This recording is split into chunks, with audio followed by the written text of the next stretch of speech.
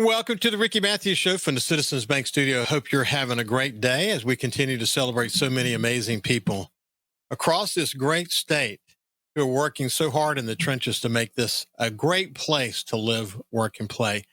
Hey, listen, I got a call from Billy Hughes recently, the mayor of Gulfport, and they have the big fundraising event that's coming up. The Better Way to Give Foundation is presenting Fofo and Mofo's Monster Funkaholics One Coast Jam Farewell But Not Going Tour on May the 22nd at Centennial Plaza.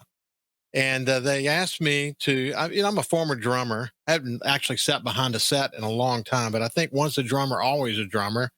They asked me if I would, play drums for the event. And then also Gerard Gibbert, who has his show on SuperTalk, who's also a drummer. They reached out to Gerard. He agreed to play as well. So Gerard's going to come down and I'm going to play. And I'm going to actually play with Fofo Gillish for 2 or 3 songs. And also playing with us will be Hugh Keating.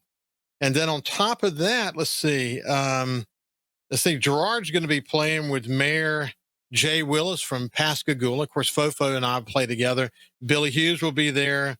Stars, Hip Pocket, Cut Bait, the Soul Savants, Unfazed Show and Band. The list goes on and on. It's going to be a great event coming up on May the 22nd.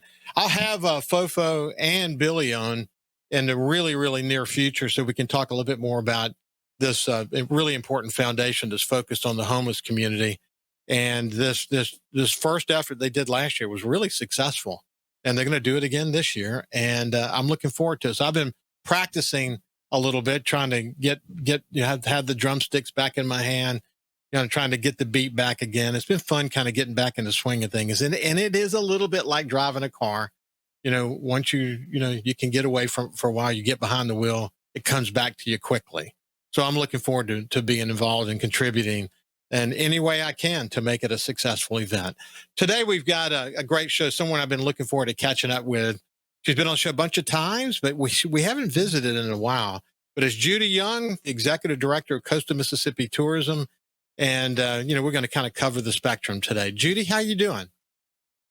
I'm doing great. It's a beautiful day today in coastal Mississippi, so a little bit drier than yesterday, but it should be a great day. I should point out this is airing on Tuesday, but we're doing a pre-recording, and the weather has been, at the time of this recording, been very pleasant. I think we got a little bit more rain coming, but that time of year, spring in coastal Mississippi, the flowers are out. Yeah. Everything's so beautifully green. You still may have a cool, snap from time to time. You usually have a bunch of rain, but it's been terrific. And I think some of the biggest news, at least recently, is the fact that they're not going to open the Bonnet-Carré Spillway. The Mississippi River has dropped rapidly, and we'll talk a little bit more about that because I think there's a fine line between, saying too much about it because it hasn't opened yet. Because they're screaming that it's going to open and it doesn't open. In the meantime, charter boat captains and others were getting calls. Can we still fish with the Bonnet-Carré Spillway opened? Because they remember 2019, and they have to tell them, no, it didn't open. Even if it opens, it won't be 2019. So they actually called me over the weekend, Judy, and I did a show talking about it. I actually went on the SuperTalk network and talked about it and differentiated what they were at least thinking about doing from what happened in 2019. Managing those expectations are critically important, but I'm sure that you guys probably got a call or two about it as well. We did. And, we all have to be prepared to make sure that the information is correct and consumable. It's a lot of conversations about, cubic feet per second and volume of water. And the general public really has no idea what any of that is. They just want to know if they can come on their vacation or if they can go on their fishing trip. All of those things are so important, but they get really, it gets very confusing for the visiting public. And I think for our residents as well. Yeah, the way I talked about it, I mean, when you think about the 2019 opened twice, it was open for a very long time. This time they were only potentially opening a couple of the bays, and it was going to be for a very short period of time, relatively speaking. And one of the charter boat captains, Kyle Johnson, who contacted me, said that, in fact, I know it's not good for oyster fishermen over in the western part of Harrison County and Jackson County. Hancock County, but and shrimp and porpoises. We have to worry about those things for sure because it's polluted fresh water that doesn't belong here. But the fishing actually would be improved because fish from Lake Pontchartrain and Lake Borgne would be pushed into the Mississippi Sound. But bottom line is we didn't have to worry about it. And the good news is through all of that, we've had multiple shows about it recently, both on my outdoor show and this show. The fishing off the coast has been spectacular. And I had Robert Scrimetta on the show recently, and he talked about, of course, his family's legacy at Ship Island, but he was out at Ship Island with his mother. And the water was beautiful, and trees are growing in areas where they had, some of the trees got destroyed by Hurricane Katrina. The water at Cat Island is amazing. I tell you, this is a special place. This is a special time of year to be here. And people who come here, they never forget it, do they? They don't. I mean, it's an amazing mixture of true Southern hospitality that you can only really find in Mississippi. Other states have great Southern hospitality, but we kind of live it at every level and every touch point for a visitor. And I think that consistency is what makes it work. I just can't believe I'm lucky enough to work in a location where I get to drive down the beach and look at the ospreys that consistently fly over my path every morning, and the bald eagles, and every day is a new view. Yeah, it is. It's never the same. Never ever the same from one day to the next. It is God's creation giving us a new template of beauty every single day. Even when it's cloudy, it can be beautiful. It's amazing place. Hey, look, let's take a step back for a second. For people who have not heard us talk before, let's talk a little bit about the Coastal Mississippi Tourism regional effort, the first effort like it, one that we recommended after Hurricane Katrina. We were able to pull it together, and it's the three coast counties working together for the good of this region. A name, of course, being Coastal Mississippi. Tell us more about the organization and how it's composed and what you guys do for people who have not heard us talk before. Well, people might recall that usually destination management organizations were called convention and visitors bureaus, which clears up a lot. But we work for the three counties, Hancock, Harrison, and Jackson, the three coastal counties, and we are responsible for marketing, sales, groups, sports, public relations, all of those types of activities for the three coastal counties outside of our market to generate overnights. So sometimes it's hard to understand exactly what we do because you don't see the ads or the activities or the activations or the group sales because it's not done and presented inside the market. Yeah. Our job is to drive it. Yeah. We drive the economy by producing overnight stays. And you measure.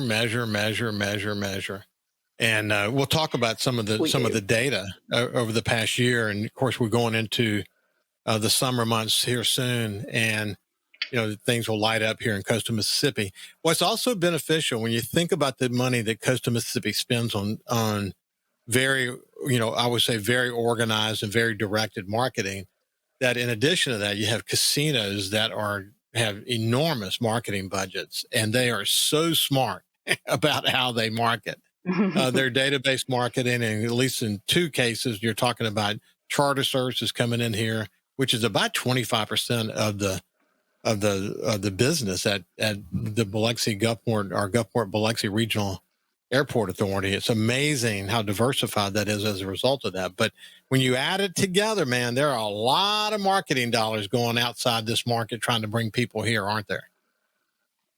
There are. And, the casinos and their programs far outspend any of us on what they can do and the reach they have. And it's very precise.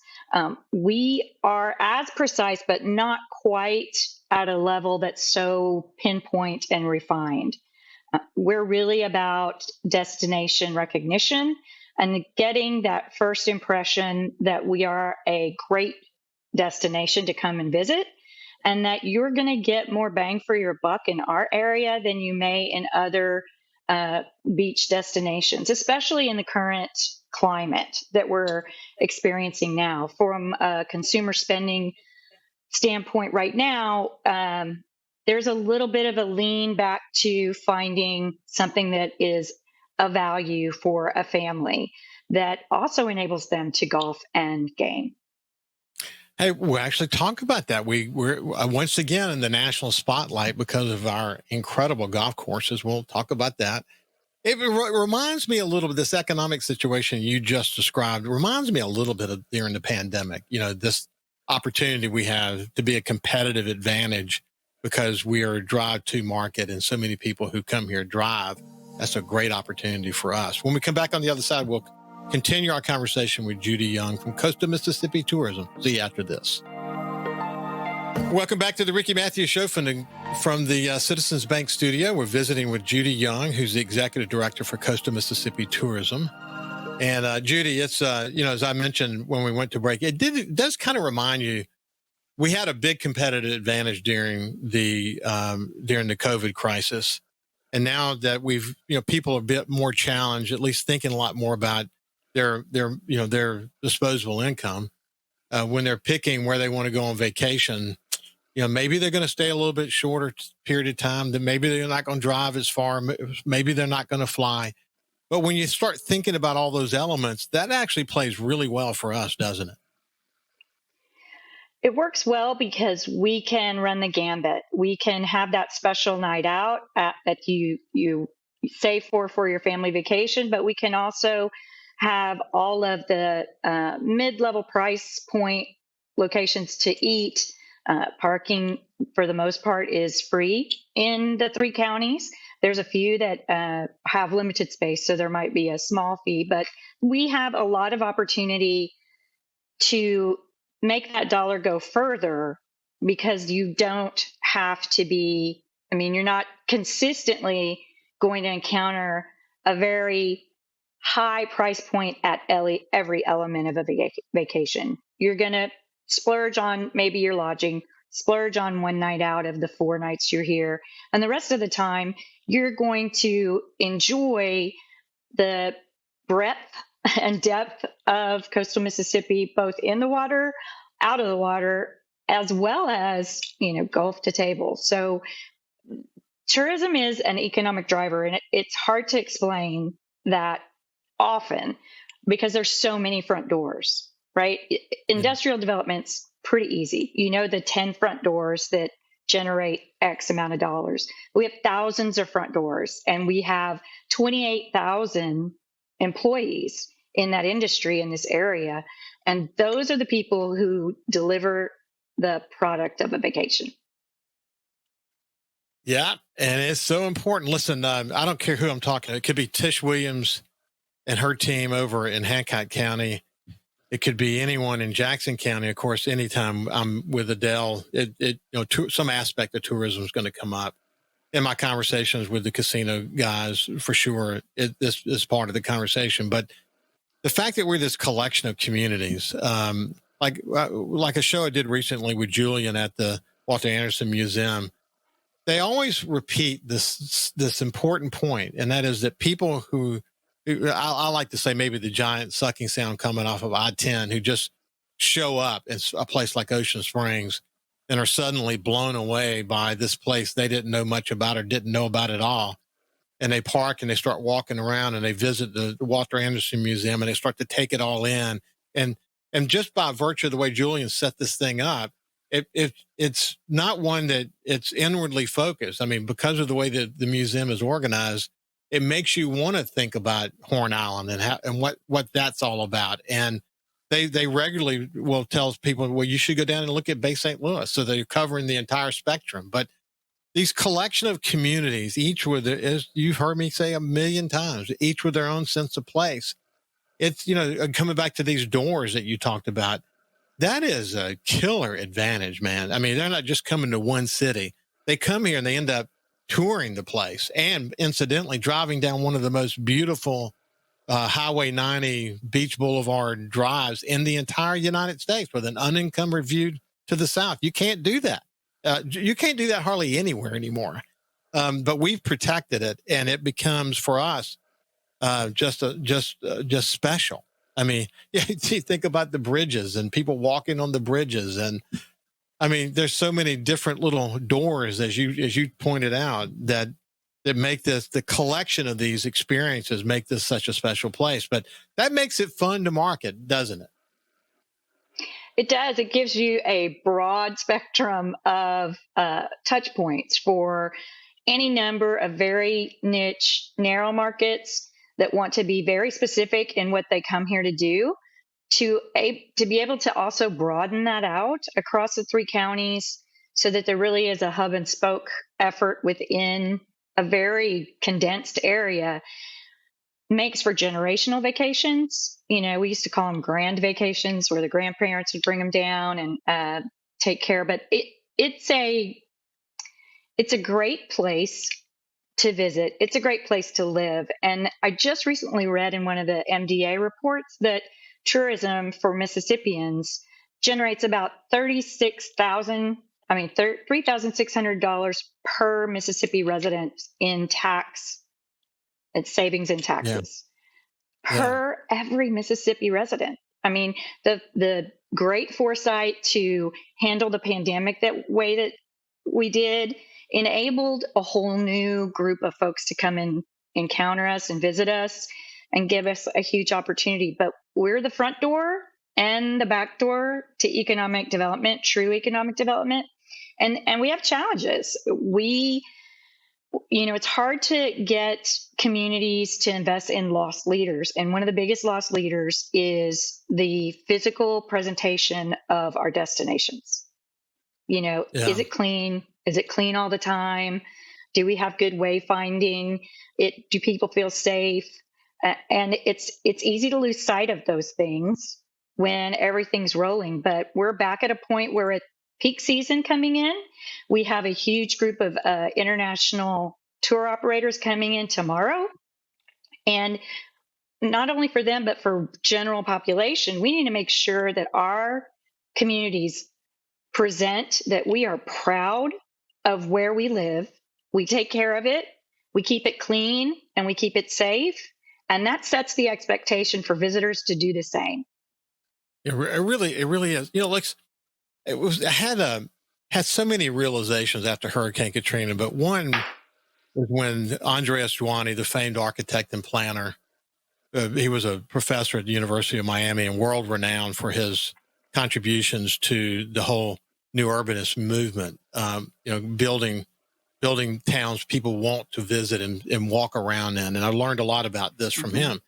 One of the points that he made was that he felt like before Katrina that we had not fully embraced the potential of this place, that maybe we took it a little bit for granted. And he said it in 2 ways. The first way, he said that if you have a low self-esteem, in other words, you don't expect a lot, then if a Walmart comes to your town, you just say, oh, great, I got the Walmart. I'm just so glad to have the Walmart. And then they open. Or you can say to Walmart, and I'm just using Walmart as an example. Walmart was a good example, incidentally, because in places like Madison, just north of Jackson, this is where some of this actually played out. Madison said, yeah, we want a Walmart, but if you bring your Walmart here, here's how we want it designed so it fits with your community. And they were very specific about that. And you see now when you drive through, even if you're just passing through Madison and don't stop, you notice something that's unique about that place. So his point was we needed to raise our expectations about ourselves. Okay. But his second point was that when you drive down 25th Avenue and hit Highway 90, the way he described it is this was the diamond. This is the moment where you arrive on the Mississippi Gulf Coast, coming from Highway 49, that is, and you see this wonderful beauty. And we needed to be more aware of that. And people like George Schlogel and Brent War were very impacted by that. And you see now what happened as a result of that. Well, one of the largest facade programs in the history of the U.S. when Brent took advantage of all this CBDG money, and all of these owners of buildings in downtown Gulfport did new facades, and then they did the lights, and then the Mayor Schlegel after that worked on beautification and all these things. I was at a dinner the other night with some high school friends, and one of them pointed out, I said this on the air not too long ago, if you drive east from 25th Avenue on Pass Road, it's an ugly drive, and we haven't done anything. I mean, it in some ways it looks worse than after Katrina, and we haven't raised the bar in places like that. Well, I think we need to take a page out of Andreas Dwani's book again and find out where are these main boulevards all over coastal Mississippi, and don't just focus on the extreme downtown, but focus on the entire town.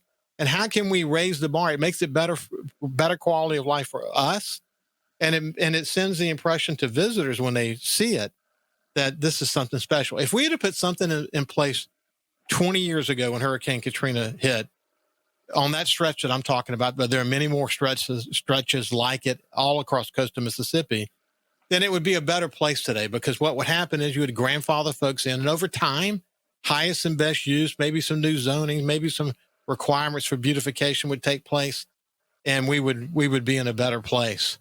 And I think we've got to do that. I'll give you a chance to respond on the other side, but that's what you're talking about. It's the collection of that. It's not, don't roll your window down and throw trash out. Now, look, I don't see nearly as much litter as I used to, but still, every now and then you see it. People just need to have pride in this place, because that number that she mentioned, that tourism number that drives our taxes down, will only get better. And the better it gets, the better it is for all of us from a financial point of view. When we come back, we'll let Judy respond to that. We're visiting with Judy Young from Coastal Mississippi Tourism, and we'll see you after this break. Welcome back to the Ricky Matthews Show from the Citizens Bank Studio. We're visiting with Judy Young, who's the Executive Director for Coastal Mississippi Tourism. When we went to break, I was just explaining some of the big learnings after Hurricane Katrina. And truthfully, if you go into the downtown areas of any of the towns that make up coastal Mississippi, the downtown areas are just spectacularly moving forward. I mean, it's really cool. But if a tourist gets off the beaten path and goes down, I use the one example, there are others like it, but that stretch from 25th Avenue to, say, Washington Avenue on Pass Road, then they're not going to be impressed. And we've got to start raising the bar. We've got to have a higher expectation of ourselves. And anyway, I just wanted to give you an opportunity to respond to that, Judy. Well, there are many studies about the impact of environmental wayfinding, and that is landscaping, trash receptacles, lighting, any number of elements that most people just don't figure out. Curbs that are properly cut and identified, parking areas that are properly identified. It's all those elements that when you travel as a visitor somewhere else, you really, I hope everyone stops and pays attention now, because there are places where you feel like you've arrived. You've arrived at some place that cares about their community, takes care of it, makes sure there's enough trash receptacles. Those trash receptacles aren't overflowing. All of the street lights work. All of those amenities are taken care of. So you feel safe, and they take care of it. So they know they should take care of it. We've matured so much as destinations and had so much private investment in those core downtown areas. It's time for that concept to grow out of those downtown areas into neighborhoods, into thoroughfares. With the bridges that we have and the access to most of the major lodging, every single thoroughfare that goes to a bridge is a high impact visual marker for visitors. What do those markers look like? What are we saying to them? Yeah. Yep. No doubt. Hey, listen, Not to keep picking on Gulfport, but I'll mention one other thing. And this is actually important. So people who, I grew up in Gulfport. I love Gulfport.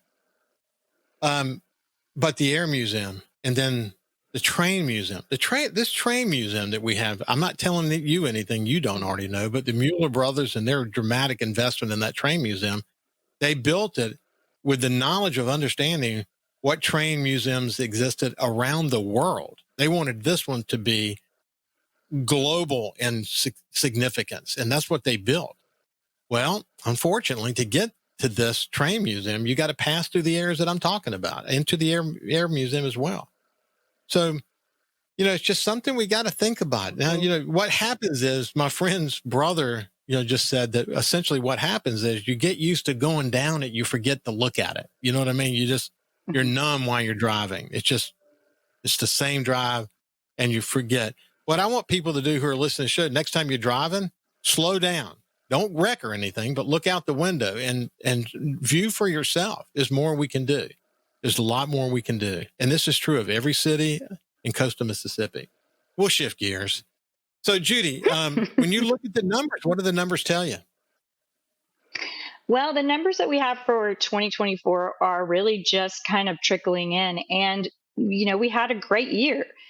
We're still struggling a little bit with occupancy percentage, but the rates and the price points are really holding us up at this point.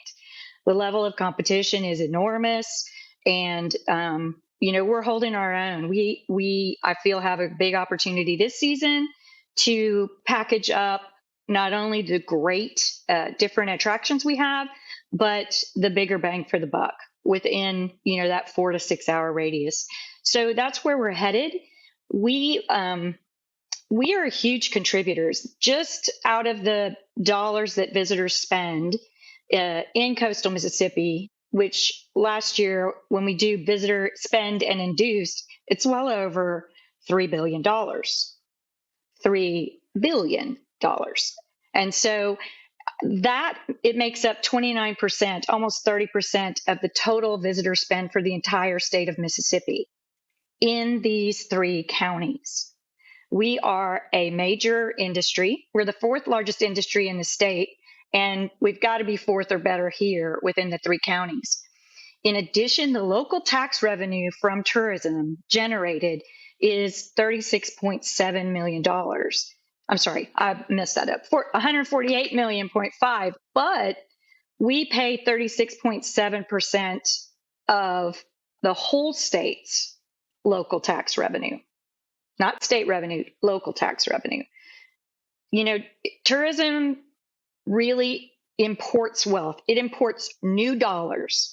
It doesn't have a plant that does a great job of employing people and circulating their dollars within the community. This is new dollars into the communities, importing wealth, new dollars, which enables new restaurants, new attractions, expanded attractions, and we get to enjoy those as residents, to go to all these fabulous restaurants that the local population couldn't support on its own. That's what tourism means to local residents. There's the whole philanthropic level. Who do you go to when you have a silent auction? And it's for your baseball team or for your autism program. You're going to tourism partners almost 75% of the time. You're going to tourism partners and you're asking for donations. So there's a lot of support there as well. It's, state tax revenue, they generate $734 million, and we participate at $255 million of that. So we produce 34% of the state tax revenue for tourism. That's a significant contribution to the state programs that fund all kinds of elements: education, economic development, industrial development, retention, recruitment, teacher pay raises. So we're part of that story, and we need to do a better job of making sure everybody knows that. One of the things that I talk about, and I've written a series of columns about it, in fact, is the need for not in lieu of what we're doing now around economic development, but some kind of regional entity. I call it a Coastal Mississippi Regional economic development alliance of some sort that we can focus on the strategic possibilities for the region and go after the big stuff, as one voice. And one of the things that I did is a pretty significant analysis of demographics and money and tax collections and jobs and where those jobs are, all that stuff.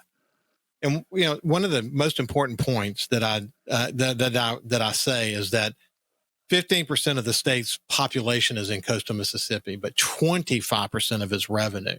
So when you think about, Ingalls and Chevron and Stennis, gaming and tourism together, there's the bulk of it. It is really significant. And one of the things I'm pressing is that we need to diversify, because if you think about just military, which is shipbuilding, it's Keesler, CB, Stennis, and so on, and gaming, you're talking about 87,000 direct and indirect jobs just in those two sectors alone. Okay. And one of the questions that I raise is that we're a $1.6 billion gaming market. What would it take for us to be a $2 billion gaming market? We're a regional gaming market. We're competing with other regional gaming markets. We're competing against gaming markets all over the United States, and a growing number of them, I might add. So the bar has to be constantly raised. We can never be satisfied with where we are. We got to be raising the bar. Biloxi's a $1 billion market. He's saying, Fofo wants to know how he can be a $1.5 billion market. He's really focused on that. The same thing could be said about tourism. What are the additional amenities that we need to bring to the table? How do we grow this? How do we grow it? Marketing is obviously a big part of that. There's no question about that. Just to be able to think strategically about that. So we're not thinking incremental growth, but we're saying, okay, these are literally the things. So goes coastal Mississippi. So goes the state of Mississippi. And if they think of us as just being the coast, they don't understand the integral connection we have to every aspect of their life, whether they're in Jackson or Tupelo or DeSoto County or wherever it might be. The coast needs to do well. 25% of the state's revenue. That's a big deal. When you hear me talk about that, I mean, I'm sure you guys are constantly thinking about how do we grow? What do we need? What's missing from our offerings and so on? This is important, isn't it? It is. Product development in tourism is probably the one area that can grow facilities the most. And so there's so many elements of tourism that you build it and you think it's just a tourism attraction, but then the kind of rolling effort of that is education, research, more and more of that, as well as elevating our young professionals, our young college graduates who need experience in all of the fields that work in every other market. Hey, why don't we do this when we get back on the other side? I mean, if you had a magic wand, if Judy Young had a magic wand, whoosh, and we could have resources in a bunch of different places, where would she do it? Where would the new amenity be, the new platform, the new marketing effort? We'll see with Judy Young after this. Welcome back to the Ricky Matthews Show. We're visiting with Judy Young from the Coastal Mississippi Tourism Effort. She's the executive director. But we're just talking about the power of coastal Mississippi, the important role that tourism plays in that, how integral it is to the success of our state. And, there are a lot of economic engines. There are certain regions of our state that are having tremendous success. I mean, your data centers, multi-billion-dollar data centers opening up, the Golden Triangle with unbelievable economic success. DeSoto County, it seems like every week a new announcement is happening there, and so on. And so there are economic engines across this state. No confusion about that. But the economic engine for the state is coastal Mississippi. And people should have, people who were around when Hurricane Katrina hit, when so much of our economy was shut down temporarily, I think they began to realize the impact that we can have on everyone if this is not humming along.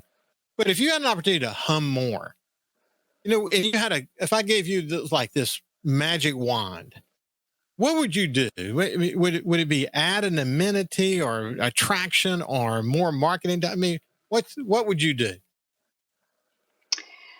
Oh, magic wands. Those are dangerous things. I would love to see the three counties collaborate on facilities.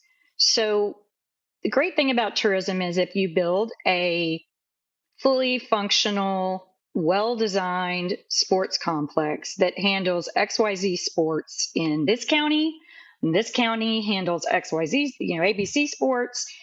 I mean, there's enough there to share the wealth. But when you do that, tourism can help pay for this facility that the residents typically get to enjoy about 70% of the time without having to fund 70% of the project.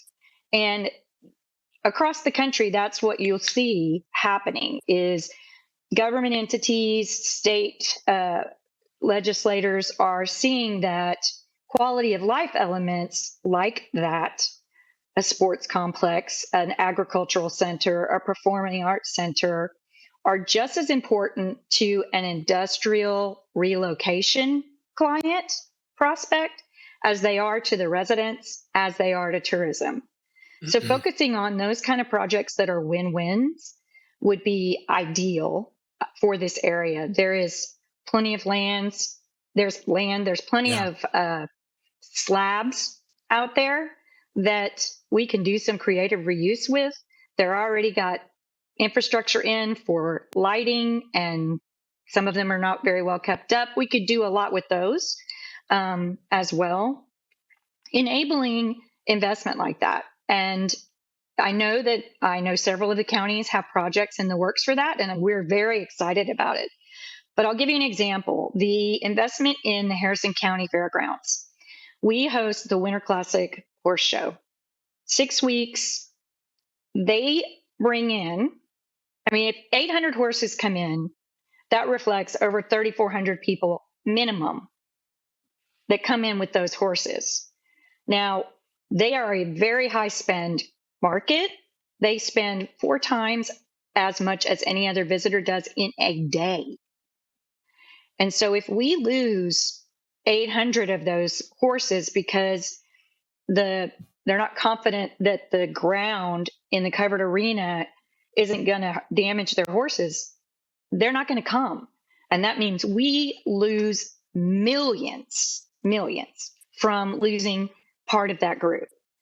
And that enables the Harrison County to keep up those facilities so that other residents can utilize that 80-90% of the time. And we have a great facility. So those projects are so critical. Host hotels. Let's up our game. Let's get more full service properties that have big rewards programs with them, and convert some of our other properties, incentivize those existing properties to do so. We need to keep up with the market. We got to keep up with the neighbors, so to speak. We can't have new fabulous lodging, full service going in all around us and us not focus on that. It's not the climate for it, understandably. So there has to be an incentive. I'm not sure what that incentive is. So those kind of things that are just regionally collective. How about we put one application in for seawall and all of that across all 3 counties? Please, could we do that? I see. I love the way you said that. I mean, like this economic alliance that I'm talking about would be a good use of that. It would say, okay, regionally, how do our assets play out in each of the 3 coast counties? Which ones of those can we enhance? Maybe if you want to enhance that, maybe we don't do that, but do this one instead. And we're doing this in that county already, but to coordinate that in a much more broader understanding of, where the gaps are and how we can do it, as opposed to doing each county doing kind of their own thing. Not that they wouldn't still be able to do that, but the point is trying to find the collective and how we can, if we find something really significant, we can say, okay, we're going after this. That's what I say. This organization will be about the big stuff. We would take, if we find that big thing, we're going to go after it in a big way. If it's more federal money, if it's more state money, whatever it might be, And as you pointed out, the residents benefit. But that's a really interesting one. We should talk more about this one in our next discussion. But one thing's for sure, we're out of time. It's been a pleasure to spend some time with you, Judy Young. Thank you. I'm honored to be here. It's always a pleasure. Always a pleasure. Listen, have a great day, and we will see you tomorrow. You too.